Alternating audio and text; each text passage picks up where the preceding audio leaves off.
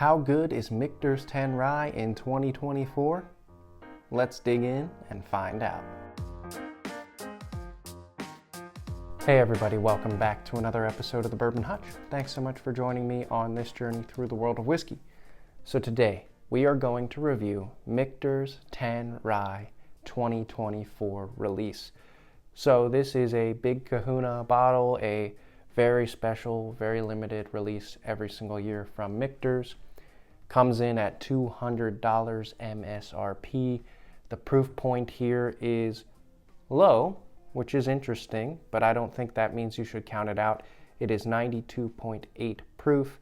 This particular release in 2024 is following up the 2023 bottle, which was the first Michter's 10 Rye that I was able to taste, and unsurprisingly is one of my favorite bottles of all time.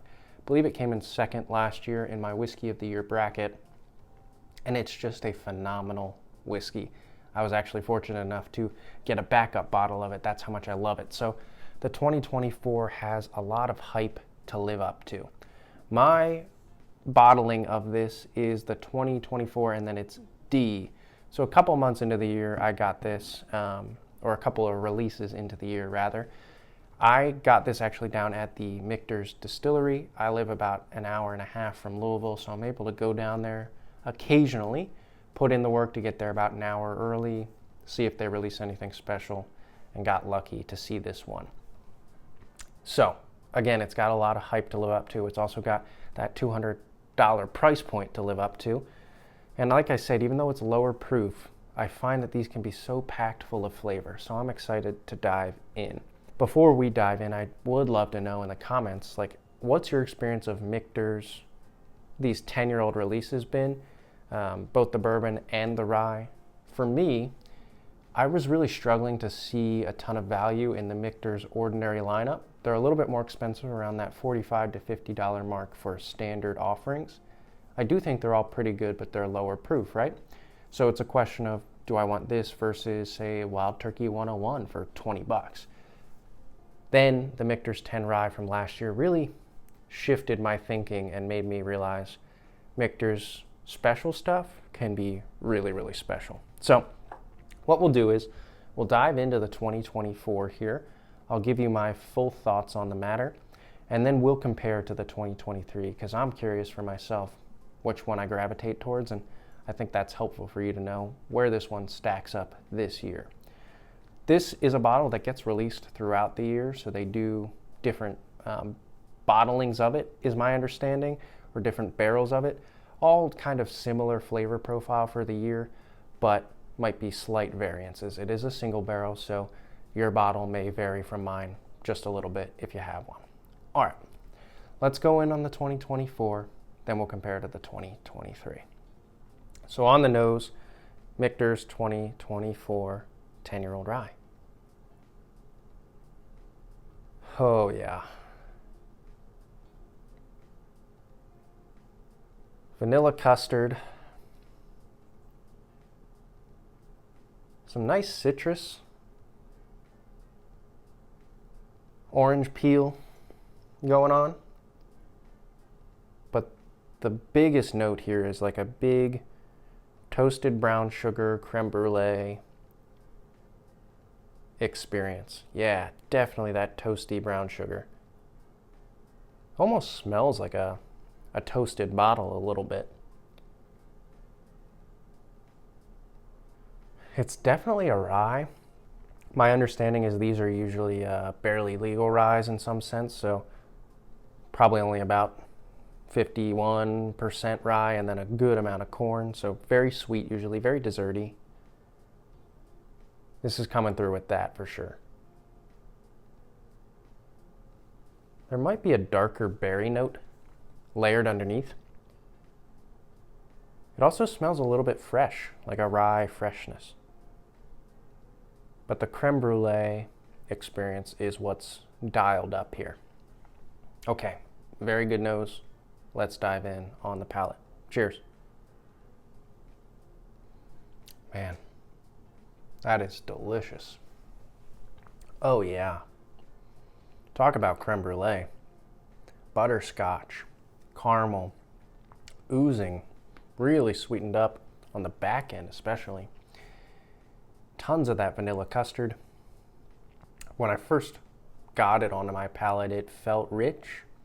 It's nice and coating, the mouthfeel is velvety, and then the experience really kind of explodes with its sweetness. Little touch of spice and maybe that fresh quality in the mid palate, but then the whole sides of my cheeks and so much of my palate is just kind of enveloped by that slow rolling sweetness that really comes through. Okay, a delicious sip, very desserty, very desserty. Let's go in for a second sip now that we've got it on the palate, see how it holds up. I will say, 92 proof, doesn't bother me at all when you can pack that much flavor into it. All right, cheers. Yeah, nice. So that definitely added some extra complexity for me. We hit a little bit of a higher register. Strawberries and cream. So rather than that straight up vanilla custard and maybe that kind of creme brulee experience, which is still there, that one just added this layer of more of a strawberries and cream, light, airy flavor, and maybe some honey as well. So we got light, bright notes, but it still has the backbone of that creme brulee brown sugar experience. The first sip was a lot darker though, and the second sip lightened and brightened up. More of that rye freshness coming through too. But it's keeping me on my toes, very interesting. And again, I want to emphasize, like 92 proof, it still has some good spiciness to it. And just the way it rolls over your palate, I feel like that proof point makes sense. I wouldn't necessarily want it to change because I wouldn't want your palate experience to change, because the palate experience is really, really good here. All right, so we've got 2 sips in us. What I'm gonna do now is crack open the 2023, go to that for a bit, and then we'll come back to the 2024 and we'll do a full comparison and see what the differences are. But I can already tell you this 2024 is very, very good. All right, so I've pulled out the 2023 bottle here. We'll jump right into this since we've been sipping on the 2024, and we'll compare. I will be kind of trying to consider which one I think is the stronger release, but ultimately just also trying to delight in the differences here. All right, so on the nose for the 2023. Okay, so they smell related, but different. This one is much more citrus forward, the 2023. Lemon, zestiness. Could argue some orange peel as well. Some of that brown sugar, but it's more vanilla, light, airy vanilla, like a cake experience coming through here. And then the 2024 again is got more of that creme brulee experience going on.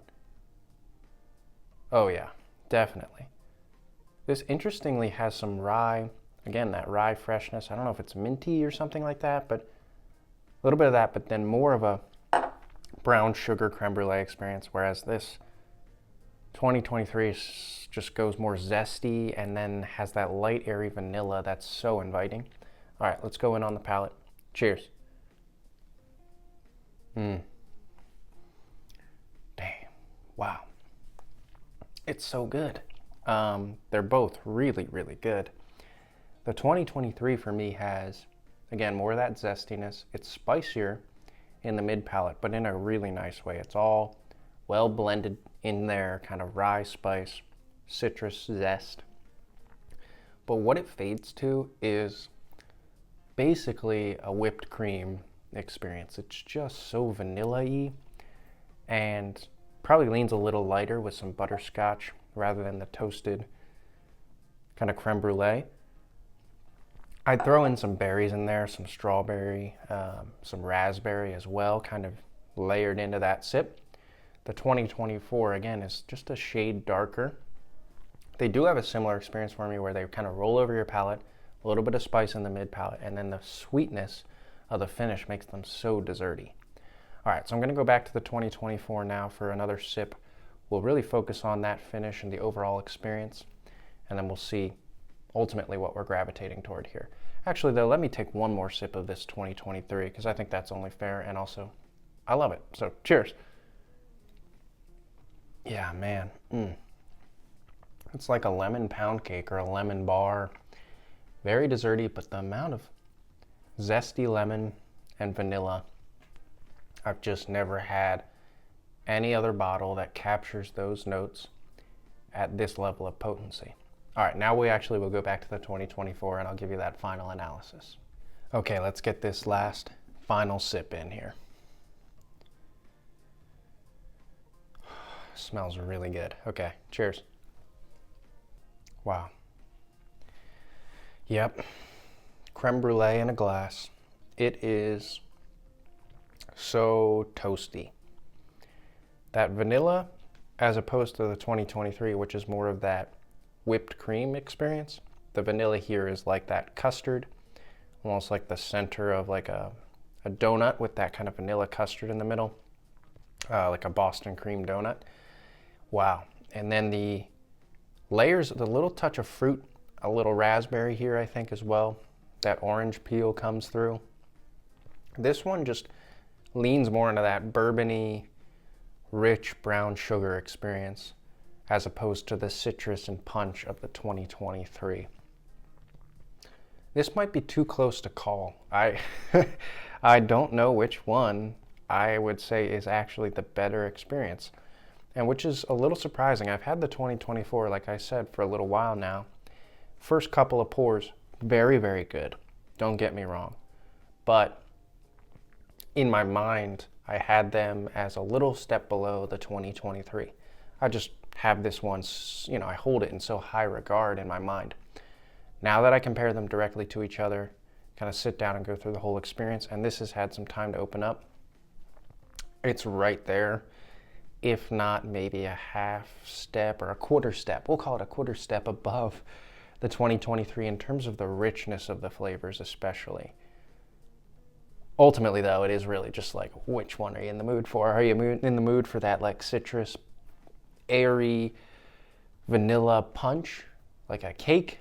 Or are you in the mood for that toasted brown sugar, vanilla custard, vanilla pudding, creme brulee experience? So take your pick.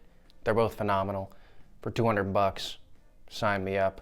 Year after year, if I can get my hands on these releases and they stay this quality, wow.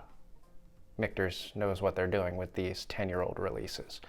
All right, everybody, I think that's going to do it. I can highly recommend the Michter's 10-year rye in 2024 once again, which is great. I am interested to see how this does in my Whiskey of the Year bracket because it continues to grow on me, continues to develop, continues to get better and better. It is that lower proof, though, so in a blind, that might not fare super well for it. But again, the amount of flavor they managed to pack in here, I wouldn't recommend changing the proof point because of the experience you get. Would love to know in the comments below, what's your experience of Michter's 10 rye and these 10-year-old releases from Michter's? While you're at it, hit the like button on this video. That's what gets it out to the most people. And if you haven't already, please consider subscribing to the channel, to the Bourbon Hutch. Like I said, we are doing our Whiskey of the Year. We're gearing up for that. There's going to be a lot of great content toward the end of the year here and then well into 2025 and beyond as well. So join us if you haven't already. Till I see you guys again for another video, all I can say is keep drinking good whiskey. Cheers to Michter's. They know what they're doing with these special releases, and cheers to you as well.